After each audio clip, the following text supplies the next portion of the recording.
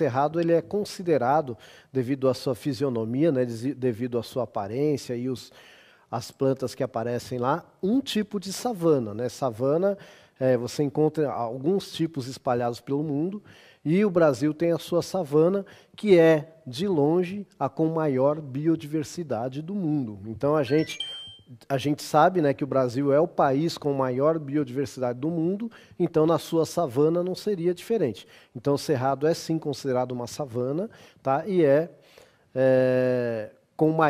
a savana com maior biodiversidade que existe no mundo. O que quer dizer biodiversidade, professor? Diversidade de vida. Tá? Então tem uma diversidade muito grande de seres vivos ali. Tá? Então só para a gente começar a entender, vamos ver o mapinha aí do Brasil rapidinho, ó. Vou mostrar para vocês aí. Então olha só que interessante o Cerrado. Ele vai pegar e vai cortar o Brasil, tá vendo aqui? Estou fazendo aí o risquinho vermelho para você entender. Tá bom? Lógico que Joel, esse risquinho vermelho aí tem que avançar um pouquinho em Franco da Rocha, que estão falando aqui que tem uma parte do nosso cerrado que é do Parque Juqueri. Mesmo. E tem mesmo. Eu vou destacar aqui o estado de São Paulo para vocês verem o tanto de cerrado que tem em São Paulo, tá bom? Contribuição aí do professor Alexandre. Obrigado, professor. Olha, tudo bem. Então tá aqui, ó. Só para vocês saberem, então o cerrado é esta parte aqui. Lógico que eu acabei avançando um pouquinho aí em outros, porque a coordenação motora... Mas melhorou muito a coordenação motora do professor Edjoel, vocês não acham? Coordenação motora, vou te falar, não, tá bonito, coisa. Ed, tá bonito. Então, o estado de São Paulo, deixa eu ver se eu consigo desenhar ele aqui. Vocês, por favor, hein, ó, se me xingar, eu vou dar muita risada. Então, ó, que é o estado de São Paulo, mais ou menos também, né? Não vai ser aquela coisa assim, tá bom? Aqui, peraí. Deixa eu achar o estado de São Paulo aqui, que agora eu perdi. É muita linha aqui, né? Mas muito bem. Então ele está por aqui. Está nesse meio aqui. Que eu queria achar. Aqui, ó. Ele está passando aqui, tal, enfim. Então, assim, por que eu quis fazer isso? Por que eu quis fazer isso? Para você entender que ele corta o país praticamente. Então, eu falar que o Cerrado é seco, bom. Ele vai ter uma região ali que é mais seca, vai ter uma região que não é tão seca assim. Se você ver, ele está muito influenciado pela Amazônia, né? Ele faz divisa com a Amazônia, um pedação, e depois faz divisa também com a Caatinga e divisa com a Mata Atlântica. Mas ele vai estar muito mais influenciado pela Amazônia e Mata Atlântica do que pela Caatinga. Daí aí entra outra questão, que alguém falou aí até, que é o berçário das águas, né? Ele tem alguns aquíferos embaixo dele lá, e tem algumas reservas de água e tal, só que estão em regiões profundas, por isso que ele vai ter uma mata que vai ter muitas vezes assim uma raiz muito profunda, e em cima ela não vai ser tão grande assim, né, que vai dar uma característica à mata do Cerrado. Quem falou do berço da água foi o Guilherme, tá, Ed? Isso, então. O solo normalmente não vai ser tão rico, tá? O solo do Cerrado não vai ser um solo tão nutritivo. Tá bom? Então isso também vai influenciar ali no tipo de vegetação, né? A gente agora está numa época seca lá no Cerrado, que vai de abril, se eu não me engano, até meados de outubro, se eu não estou enganado. E o restante é bastante chuvoso. Então, todas essas coisas aí vão caracterizar o Cerrado. Ó, tem aí algumas imagens do Cerrado para vocês verem. Então tá aí, ó. Esse aí é um cerrado mais típico, assim, né? Você vê que tem uma vegetação mais não tão alta, apesar que no cerrado você encontra mata mais fechada também, mas você tem uma vegetação não tão alta, tal, mas até que bastante densa. Então lá no cerrado você vai encontrar campo sujo, campo limpo. Eu acho que esse aí está num transitório, né? Se você for lá para o finalzão, assim, você vê um campo mais limpo, né? Aí para cá você vê uma vegetação mais suja, enfim. Suja no sentido não de sujo, né? No sentido de estar ocupando aí o terreno, tá? Bom, tem uma outra fotinho que eu vou colocar aí, ó. Também, esse aí já está mais limpinho, né? Tem uma árvore ali só e um campo mais limpo, tal. Estima-se que no Cerrado tenha pelo menos aí 12 mil espécies de plantas, só para vocês terem ideia. Dessas 12 mil espécies, pelo menos 7 mil são endêmicas. Professor, o que é endêmica? Quer dizer que só nasce lá, não nasce em nenhum outro lugar. Tá? Olha, 7 mil. Né? Se a gente lembrar os frutos que tem lá, plantas medicinais, etc. e tal. Olha a importância. E é um bioma que, a partir da década de 50, principalmente 60, né, do século passado, 1950 e 60, começou a ser muito explorado. Né? Algumas plantas começaram a ser modificadas ali para dar lugar a pasto, etc. e tal. Daqui a pouco a gente vai falar mais sobre isso. Mas antes, eu falei um pouquinho aqui sobre algumas características do cerrado, e eu quero saber de vocês o seguinte: o que influencia o tipo de vegetação que nasce em uma região? Lembrando aí que o cerrado, né, ele praticamente corta o país. 2 minutinhos. É legal que, acho que é importante a gente entender isso, que uma coisa acaba influenciando em outra, que volta para aquela outra coisa. Então, por exemplo, se eu tenho mais vegetação, eu tendo a ter uma maior umidade, e isso vai gerar, né, uma condição para que venha uma outra vegetação, e aí a gente vai fazendo. Mas vamos lá. Então, o que vai influenciar?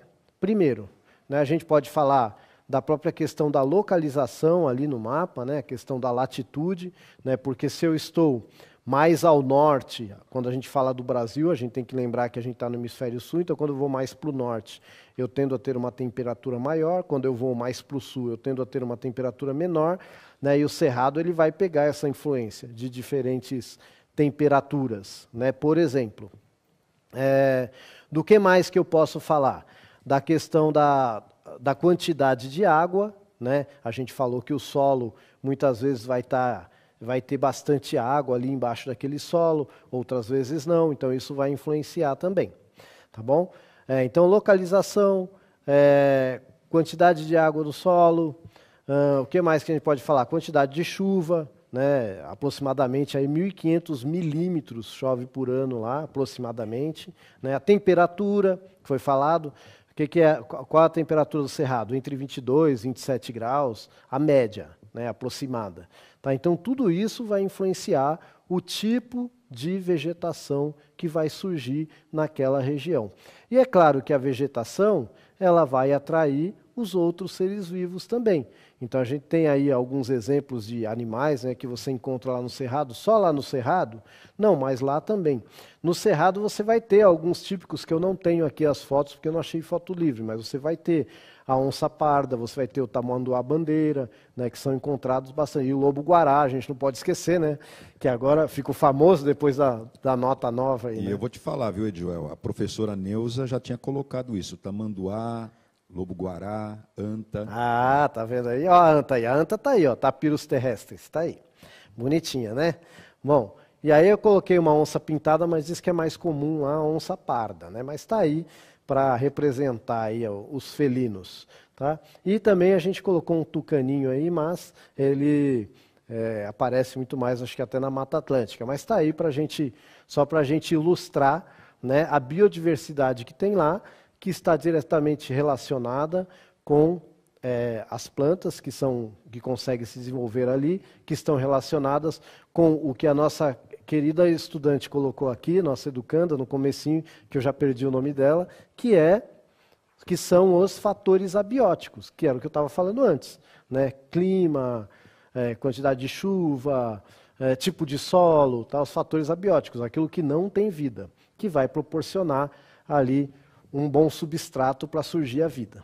Tá bom? Muito Camila. bem. A Camila, muito bem. Então eu queria fechar com o que a Camila falou, porque foi sensacional, né? Aí matou tudo. Muito bom. Então eu quero saber, eu estava comentando aqui que lá na década de 1950, principalmente 60 em diante, o Cerrado foi muito ocupado ali pela questão da pecuária, trouxe-se muitas espécies de vegetais exóticas. O que são exóticas? Que não eram daquela região, para aumentar a produtividade da pecuária, etc. e tal. A gente tem visto notícias recentes aí, né, de incêndios, porque lá até tem essa questão de um regime de incêndio, mas os incêndios acontecendo fora de hora, etc. e tal. E aí eu quero saber, qual é o problema em destruir o cerrado para dar espaço para a agropecuária, para a agricultura e para qualquer outra situação aí? Qual é o problema disso? Vou dar 2 minutinhos aí para você responder para mim. Agora, veja bem, se estão fazendo pasto lá, eu quero saber, quem que está consumindo essa carne? Né? Porque a gente tem que pensar nisso também, não adianta eu apontar o dedo para o produtor, Se quando eu vou lá no açougue eu não quero saber de onde veio a carne, só quero saber de comprar e comer. Tá bom? Então, eu preciso muito prestar atenção nisso. Qual é a minha parcela nisso aí? Tá bom? Porque o produtor também precisa sobreviver, né? Então a gente tem que pensar em tudo isso. Tá? Qual é a nossa parte? Tá bom? Então, sim, tudo isso que vocês falaram é verdade. Se eu derrubo a mata, eu estou mudando o clima, a biodiversidade está indo para o espaço, né? E eu já falei que o Cerrado é a savana com maior biodiversidade do mundo. Né? Então, olha a importância. Se a gente pensar lá nos frutos que tem lá, né? Pequia, etc. e tal, nas plantas medicinais, quantas que a gente ainda não conhece, que podem ter curas para doenças aí que hoje a gente acha que não tem curas. Né? Então, a gente tem que pensar em tudo isso e buscar aquilo que a gente já discutiu numa aula aí, que talvez eu fale de novo com vocês, buscar a sustentabilidade, buscar o equilíbrio. Não adianta falar, não, então não vamos fazer mais. Não. Né? A gente tem que aprender a crescer, aprender a se desenvolver, mas buscando o equilíbrio. Até onde eu posso explorar? Né? Poxa, eu não posso destruir tudo. Tem que deixar aqui, ó, uma parte aqui, até para eu poder estudar, porque vai ser benefício, né, para nós mesmos. Tá? Então, basicamente é isso. Acho que essa é a maior reflexão que tem que ficar. Tá bom? Que todos os nossos ecossistemas, a gente falou de 2 até agora. A Amazônia, né, e agora está falando do Cerrado. Todos os nossos ecossistemas têm o mesmo grau de importância, sendo eles enormes ou sendo eles minúsculos. Tá bom? Muito bem. O que eu tinha para falar para vocês hoje era isso, então vamos ver aí que a gente viu, ó, algumas características do Cerrado hoje, e eu quero me despedir, agradecendo muito a participação de todas, de todos.